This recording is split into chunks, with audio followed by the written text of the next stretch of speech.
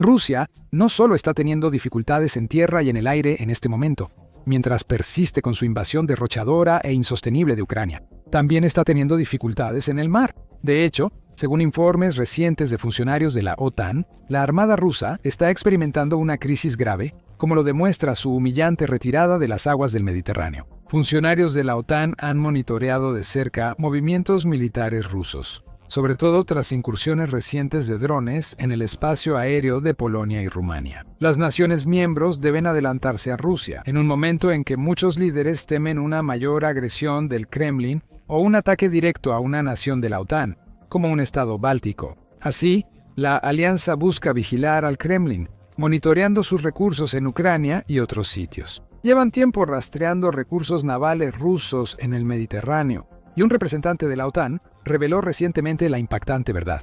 Rusia casi no tiene barcos restantes en este cuerpo de agua en particular. El funcionario, quien ha preferido permanecer en el anonimato al hablar con los medios, declaró: "La Armada rusa, con recursos limitados para ubicar sus activos, enfrenta desafíos y dilemas en la generación de fuerzas que afectan su presencia en el mar Mediterráneo. Rusia enfrenta graves problemas recientes, con muchos de sus activos dañados, destruidos o comprometidos en otros lugares. Simplemente no puede permitirse mantener ningún tipo de fuerza considerable en el mar más grande de Europa. Esto es un cambio dramático. A lo largo de su historia, Rusia se ha esforzado por mantener una fuerte presencia naval en el Mediterráneo, oficialmente conocida como la Fuerza de Tarea Permanente de la Armada Rusa en el mar Mediterráneo. Incluso si retrocedemos a los días de la Unión Soviética, la Armada Soviética priorizó tener una flota en el Mediterráneo, llamada oficialmente Quinta Escuadra Operativa. Esto demuestra la importancia de la zona para el liderazgo del país, tanto ahora como antes, y es fácil entenderlo. El Mediterráneo es el mar más grande de Europa y uno de los cuerpos de agua más importantes del mundo. Ha sido un importante centro de comercio y viajes a lo largo de los siglos, sirviendo como un enlace estratégico entre tres continentes separados: Europa, Asia y África. Más de 20 países bordean el Mediterráneo, incluyendo Francia, Italia y Grecia, naciones asiáticas como Turquía y Siria, y africanas como Egipto y Argelia. Tiene sentido que Rusia quiera tener algún tipo de presencia en esa parte del mundo para proyectar su poder e influencia en la región. Y el Mediterráneo fue un escenario notable durante la Guerra Fría. El Quinto Escuadrón Operativo Soviético era la contraparte de la Sexta Flota de la Marina de Estados Unidos, que dominaba gran parte del mar entonces. Los tiempos han cambiado, la Unión Soviética ya no existe y la Guerra Fría terminó. Rusia sigue operando barcos en la zona y estableció su fuerza de tarea permanente en el Mediterráneo en 2013 y esto permite al Kremlin mantener presión sobre el flanco sur de la OTAN, en vez de que Estados Unidos y Europa controlen casi toda la zona. También le da a Rusia la oportunidad de vigilar de cerca los movimientos y las rutas comerciales a través del mar, junto con la posibilidad de intervenir y perturbar esas rutas. Si lo considera necesario, también puede apoyar a cualquier aliado en la región. En 2015, Rusia usó barcos en el Mediterráneo durante su intervención en la guerra civil siria, apoyando militarmente al presidente Bashar al-Assad. Cuando se formó por primera vez, la Fuerza de Tarea Mediterránea de Rusia estaba compuesta por una mezcla de buques de la Flota del Mar Negro y la Flota del Norte, y estaba estacionada en Siria. Históricamente, ha estado compuesta por hasta 15 buques de guerra junto con buques auxiliares, y se pueden proporcionar barcos adicionales de la Flota del Báltico si la Fuerza de Tarea necesita llevar a cabo operaciones en la zona. También hemos visto a Moscú operar varios submarinos en el Mediterráneo en el pasado para fortalecer su posición y mejorar sus capacidades operativas en la región. Esa antes poderosa fuerza naval parece haber desaparecido, pues Rusia ahora solo opera unos pocos barcos en la región a la vez. Un funcionario de la OTAN reveló que hay dos razones principales para el declive de la fuerza naval rusa en el Mediterráneo. La primera, y quizás la razón más significativa, es la pérdida del puerto estratégico de Rusia en la ciudad siria de Tartus. Todo esto se remonta a la ya mencionada Guerra Civil Siria, en la que Rusia intentó, pero finalmente fracasó, en mantener a Bashar al-Assad en el poder y aplastar las ofensivas de la oposición. El Kremlin tuvo gran poder en Siria durante años, pero tras la caída del régimen de al-Assad en 2024, perdió toda su influencia de inmediato, solo días después de que el régimen cayera. Un informe de la Dirección Principal de Inteligencia de Ucrania, reveló que Rusia inició la evacuación masiva de tropas y equipo militar de sus dos bases en Siria. Latakia, la principal base aérea, y Tartus, la base naval. Rusia había dependido en gran medida de Tartus durante décadas, como su principal lugar de reabastecimiento, atraque y mantenimiento en el mar Mediterráneo, habiendo trasladado barcos a la zona por primera vez a principios de la década de 1970, después de que se firmara un acuerdo de arrendamiento soviético-sirio. Durante la guerra en Siria, vimos lo crucial que fue esta base para enviar armas de Rusia al régimen de Assad. En 2015, Moscú y Damasco firmaron un arrendamiento por 49 años y Rusia invirtió fuertemente en infraestructura, aumentando su presencia en Tartus y estacionando personal y equipo adicional en el lugar. Tartus es conocida como la ventana de Rusia hacia África y permite al Kremlin ampliar su influencia en el continente africano. Por ejemplo, se utilizó para el despliegue de mercenarios del grupo Wagner en varias naciones africanas, jugando un papel clave en la misión de Rusia para ampliar su influencia geopolítica en países como Camerún, República Centroafricana y República Democrática del Congo, entre otros. Controlar Tartus por Rusia benefició tanto a al-Assad como a Vladimir Putin, pero con al-Assad fuera del poder y ahora, según se dice, viviendo una vida lujosa en Moscú, Rusia de repente se enfrentó a una nueva y dura realidad. En enero de este año, el nuevo gobierno sirio anuló efectivamente el acuerdo de arrendamiento entre ambas naciones, expulsando oficialmente a los rusos de la zona. En las semanas siguientes, Rusia tuvo que evacuar su flotilla al Mediterráneo, enviando buques de apoyo adicionales como el barco de carga Sparta II y el buque de desembarco Alexander Shabalin, entre otros, a la zona para ayudar con la evacuación. Fragatas rusas como el almirante Gorshakov y el almirante Golovko, que vivieron años en Tatas, dejaron el puerto por última vez. A pesar de sus esfuerzos por negociar una estadía más larga, el Kremlin perdió su única base naval en el Mediterráneo para reabastecer, reparar y suministrar a su fuerza local. El impacto de esa pérdida no puede ser exagerado. Con Tartus, Rusia tenía una base a la que podía acudir y en la que podía confiar en el mar Mediterráneo. Eso facilitaba mucho mantener una flota considerable en la región, ya que las diversas embarcaciones involucradas siempre tenían un lugar a donde ir y atracar. Las tropas y suministros podían cargarse y descargarse en Siria, si Rusia debía actuar en la región cuando fuera necesario. Tenía una fuerza lista para ser reabastecida y desplegada en el agua.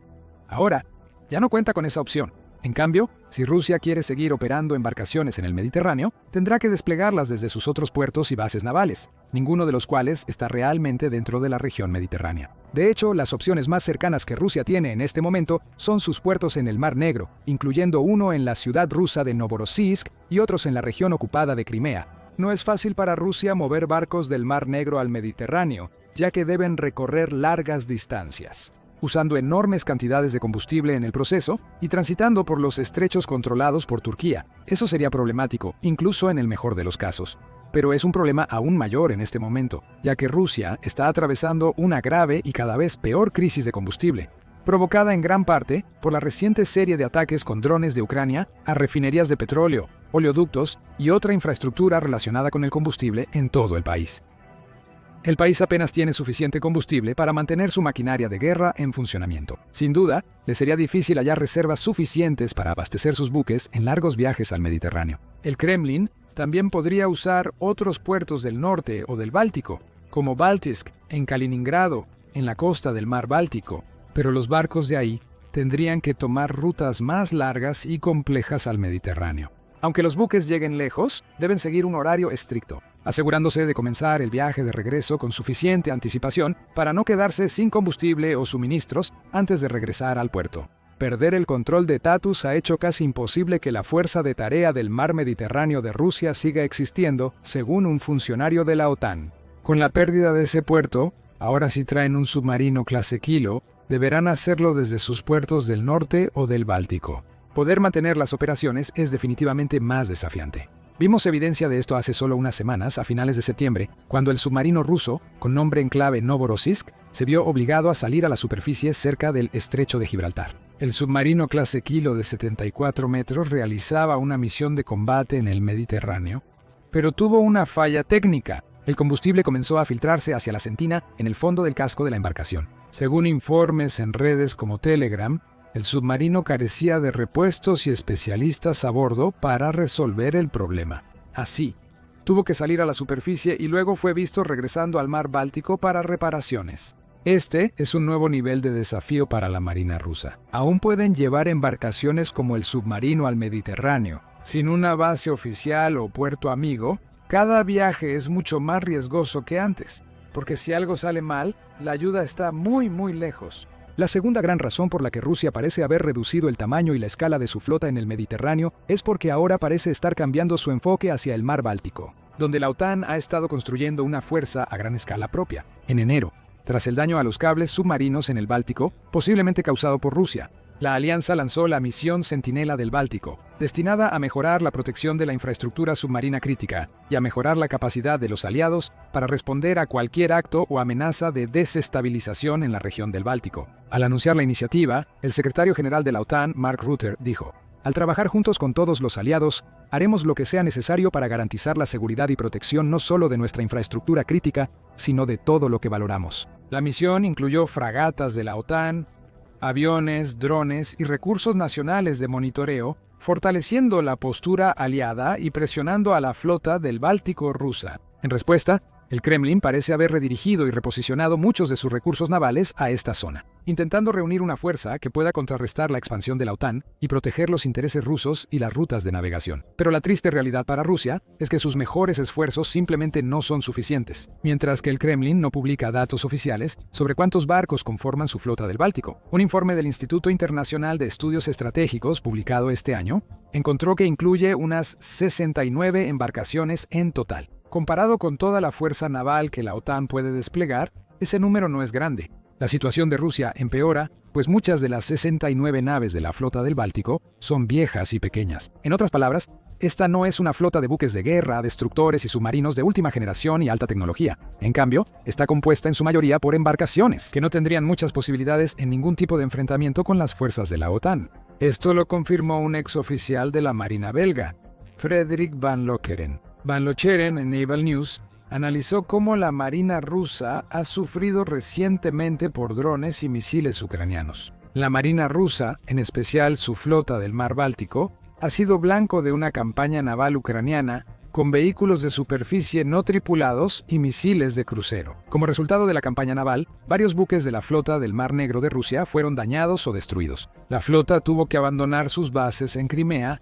y retirarse a Novorossiysk, en el sur de Rusia. El exoficial continúa analizando los recientes ejercicios de entrenamiento naval de Rusia y los intentos de proteger mejor sus activos navales, pero llegó a una conclusión clara sobre las perspectivas navales rusas. En comparación con la OTAN dentro del Mar Báltico, la flota del Báltico rusa está gravemente superada en número en comparación con las fuerzas de la OTAN disponibles de las naciones del Mar Báltico. La flota del Báltico opera principalmente desde Kaliningrado, una ubicación expuesta y aislada, rodeada por países de la OTAN. No se espera que, en la situación actual, la flota del Báltico pueda ofrecer mucha resistencia, dada la abrumadora cantidad de fuerzas de la OTAN disponibles directamente en la región del Báltico. Van Ocheren dice que Rusia podría potencialmente darle a su armada una oportunidad de luchar contra la OTAN invirtiendo en el desarrollo de embarcaciones de superficie no tripuladas, también conocidas como drones marinos. Pero también señala que la OTAN ya lleva algo de ventaja en este ámbito, gracias a Ucrania. Las fuerzas de la OTAN seguramente estudiaron la campaña de vehículo de superficie no tripulado ucraniana en el Mar Negro y probablemente tengan acceso directo a datos y conocimientos de Ucrania.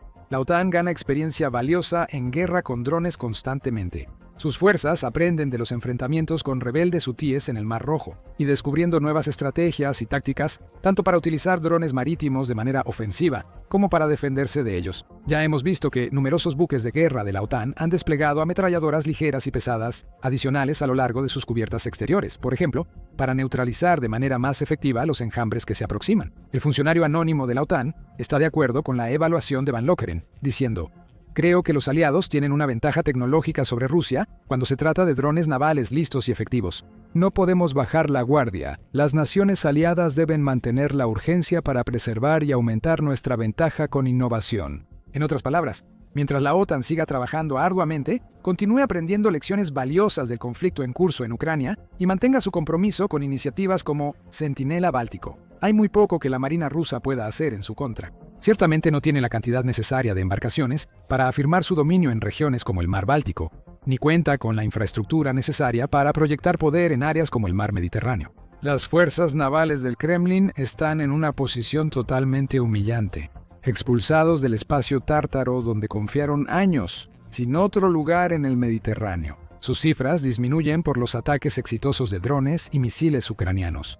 Kiev ha destruido submarinos, buques de desembarco, fragatas, corbetas y otras naves. Y Ucrania sigue fortaleciéndose, reforzando su ejército de drones y aumentando su capacidad de ataques con misiles. No se sabe cuánto más podría sufrir la armada rusa a manos de sus enemigos en las próximas semanas y meses. Podrían ocurrir ataques con misiles Neptuno de largo alcance en más puertos rusos, o ataques de drones marítimos contra submarinos Kilo y fragatas de la flota del Báltico. En resumen, la armada rusa está en una situación terrible y no hay ninguna señal de que vaya a mejorar pronto. Conoce más sobre los problemas marítimos de Rusia en nuestro análisis sobre cómo Dinamarca bloqueó una vía clave en el mar Báltico para el Kremlin. O, para una visión más amplia y general del estado actual de la guerra, revisa este video que ofrece un análisis detallado de cómo la estrategia de Ucrania ha evolucionado con el tiempo y cómo ahora tiene la mejor oportunidad de avanzar y ganar esta guerra de una vez por todas.